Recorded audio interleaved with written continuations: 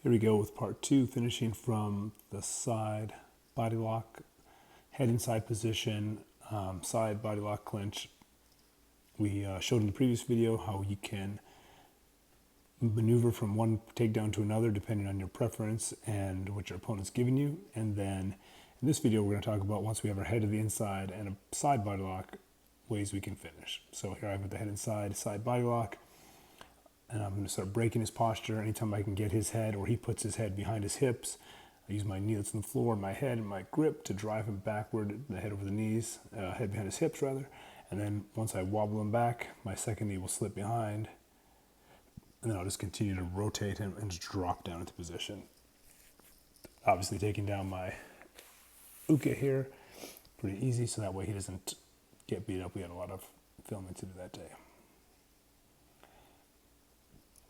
So, key points are that we are, for whatever reason, it could be one, you prefer this type of takedown once you have your side body lock. It could be two, he's giving you this takedown.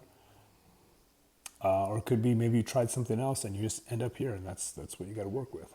So, however it is. Side body lock. Two options in the finish. Either he can bail, try to go to his belly, try to climb back up to his feet. Like here, you can start to expose the back. It's one option. The other option is if I bring my head across, I start to pin him, and I can keep him here in the side control with the body lock as intact as possible.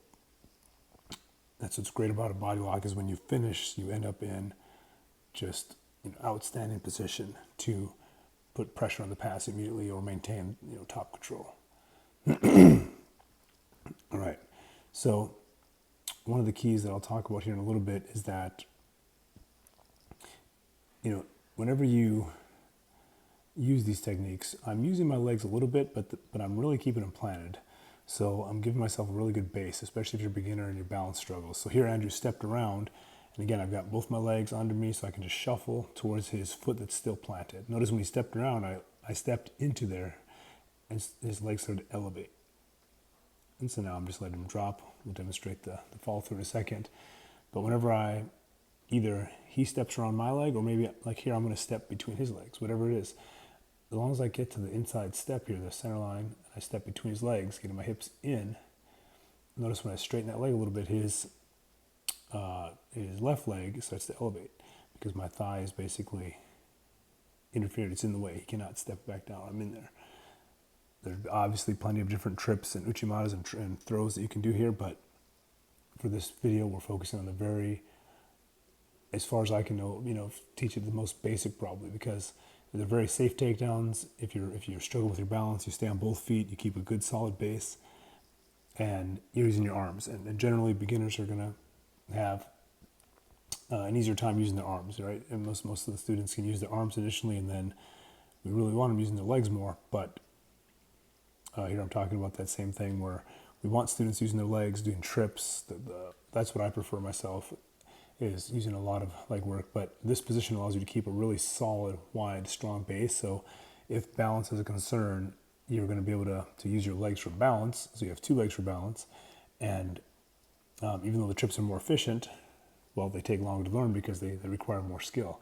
You have to be able to balance on one foot. So I prefer trips personally. However, this video is not about trips. So here we're just keeping on both of our feet, keeping good balance, circling towards his other foot, keeping the lock, and then just following through. Again, we end up in great position to either pass straight away or put really tremendous pressure on the pass with the body lock.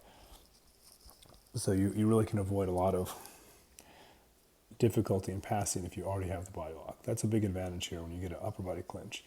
You land with the lock already intact. Oops, my headphone keeps dropping out here. And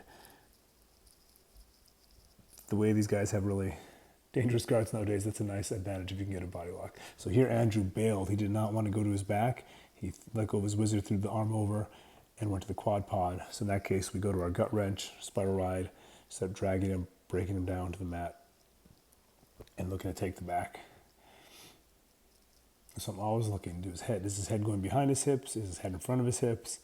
And then what is he going to do? How is he going to react to this? Is he going to let me step behind him, take him that way? He might step around. I'll step in. When he might bail at any point in time. He might just bail on the situation and say, you know what?